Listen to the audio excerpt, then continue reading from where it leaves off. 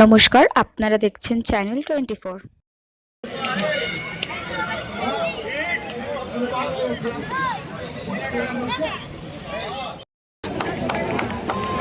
এবং সেমিফাইনালের আগে কর্ণধার বিশ্বনাথ ঘোষ।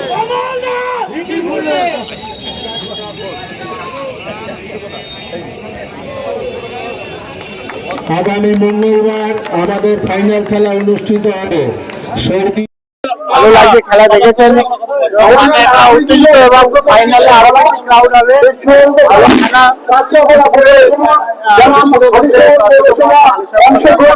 সত্যি খুব ভালো লাগছে, সকলে আমরা এনজয় করতে হবে।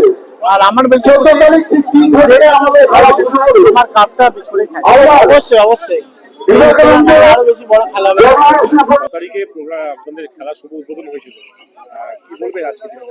ব্যাপারটা হচ্ছে আজকে হালিশহর মল্লিকবাগ সবুজ সংঘের যে ৮ দলীয় নকআউট টুর্নামেন্ট আজকে চতুর্থ সেমিফাইনাল হলো।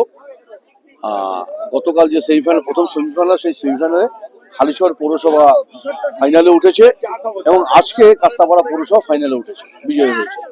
আগামী 14 তারিখে মঙ্গলবার আমরা ঠিক 3টের সময় আমরা টুর্নামেন্টটা ফাইনালটা আমরা শুরু করব এবং তারা বিভিন্ন অতিথিরাও আমাদের মধ্যে উপস্থিত হবে। আমি তাদের নামগুলো এখনই বলছি না, তারা আসবে। কারণ আমরা এই টুর্নামেন্টটা আমরা একটু গরমের সময় করতাম, সেই জন্য প্রাকৃতিক বিপর্যয়ের জন্য টুর্নামেন্টটা 2-1 দিন পেছোতে হতো, অসুবিধা হতো।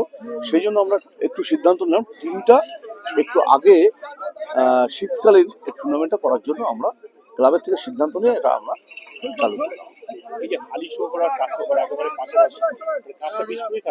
হ্যাঁ, কাজটা বীজপুরে করেছে। দেখুন, ব্যাপারটা হচ্ছে 8টা টিম, একটা ওপরের টিম ছিল রিস্টার, একটা বেলঘড়ি আজকে খেললো সেমিফাইনাল, এবং কল্যাণী আদিবাসী এবং ধরমপুর এবং হালিশহর সরস্বতী। ব্যাপারটা হচ্ছে যারা ভালো খেলেছে তারাই ফাইনালে উঠেছে এবং আমরা ক্লাব থেকে একটা সিদ্ধান্ত নিয়েছিলাম, আলোচনা করে যে দুটো পৌরসভাকে এই খেলার সঙ্গে ইনভলভ করা। এটা হালিশহর সবুজ সঙ্গে আমাদের ক্লাবের এক্সিকিউটিভ কমিটির সিদ্ধান্ত হয়েছে। তো সেই জন্যই এরা শুধু খেলেই না, তার সঙ্গে সঙ্গে বীজপুরের মানুষকে দুটো পৌরসভায় পরিষেবা দেয়। সেই জন্যই আমরা আরও উদ্যোক্তা নিয়েছি এবং পুরোটাই বিধায়কের সহযোগিতা এবং কাস্তাপাড়া পৌরসভা কমলদিকে এবং হালিশহর পৌরসভার শুভঙ্করের সহযোগিতায় আমরা এই টুর্নামেন্টটা সফল করতে চলেছি। আগামী 14 তারিখে আমরা চূড়ান্ত পর্যায়ে ফাইনালটা হবে। সেই ফাইনালটা আশা করি টুর্নামেন্টটা ক্রীড়ামোদী দর্শকের কাছে আর সুন্দরভাবে খেলাটা উপস্থাপন করবে, এটা আমাদের আশা। এবং 14 তারিখ মঙ্গলবার আমরা ঠিক 3টের সময় আমরা ফাইনাল খেলাটা শুরু করব।